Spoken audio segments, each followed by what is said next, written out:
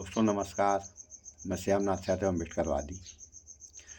जैसा कि आप लोग जानते हैं, गौ हत्या के नाम पर कितने लोग मर गए या मार दिए गए और कितने लोगों का बुलडोज़र के द्वारा घर गिरवा दिया गया। तो गौ हत्या करने वाले कौन लोग हैं, थोड़ा सा आप लोग इस वीडियो में देख लें, फिर आगे बात हो। हो तो इस क्यूआर कोड या फिर मोबाइल नंबर का प्रयोग करते हुए जो भी हो सके हमें आर्थिक सहयोग भेजने का प्रयास जरूर करें और सबसे जरूरी बात, वीडियो को पूरा देखिएगा। अब सबसे पहले विश्व गुरु के अमृत काल में जो रामराज्य चल रहा है, उस रामराज्य की इस खबर को देख लीजिए, फिर आगे बढ़ते हैं। यूपी के मेरठ में 2 दिन पहले खेतों में गोहत्या हुई थी।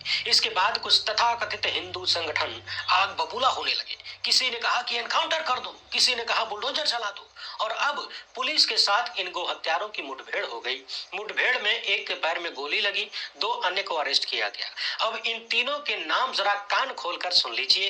एक का नाम है आकाश, दूसरे का नाम है गोपाल और तीसरे का नाम है आलोक। अब जिस देश में विश्व गुरु कपड़ों से पहचान लेते हैं, उम्मीद है आप लोग नाम से तो पहचान ही गए होंगे कि इन गोकशी करने वालों का धर्म क्या है।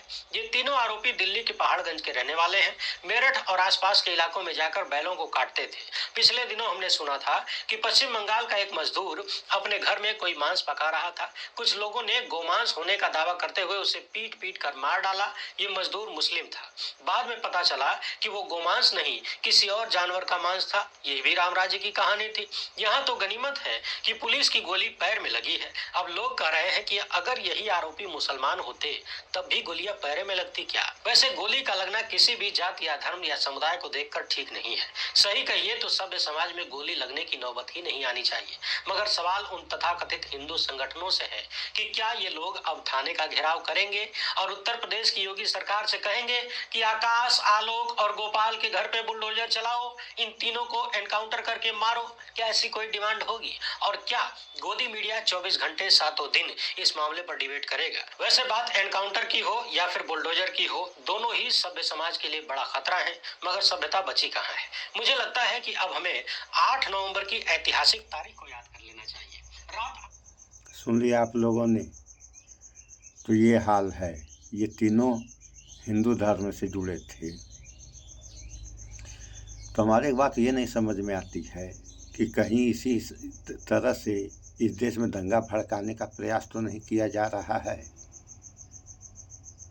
क्योंकि ये ज़्यादा से ज़्यादा गौकशी करने वाले हिंदू ही निकल रहे हैं और मुसलमानों को बदनाम किया जा रहा है। इसमें एक बात और है, आप लोग देखिए, दक्षिण भारत में बीजेपी के ही लोग कहते हैं कि यहाँ यानी हम गौ मांस खाते हैं और यहाँ इस पर प्रतिबंध नहीं है। लेकिन उत्तर भारत में क्या हो रहा है आप लोग देख ही रहे हैं। कितने सांड, गाय, बैल के कारण बस पब्लिक मर गई, ये मर गए। और खेतों की तो हाल ही ऐसी हो गई है कि जनता जो है 24 घंटा रखवाली कर रही है इन जानवरों के कारण बस। तो ये सब हो रहा है, ये अगर सही है तो इस पर भी विचार करें आप लोग, गलत है तो इस पर भी विचार करें। और सब तो सब आप लोग भाईचारा बना के रहें, इसी में गनीमत है। अन्यथा अगर कहीं किसी प्रकार का दंगा भड़क गया या तमाम भड़क भी गए हैं, वहाँ क्या हुआ, मुसलमान ही नहीं परेशान हुए, हिंदू भी परेशान हुए। सो इस पर विचार करें आप लोग। इस वीडियो में इतना ही। स्वच्छता अपनाएं, शुद्ध खाएं, स्वस्थ रहें, शिक्षित बने। जय विज्ञान, जय संविधान। नमस्कार।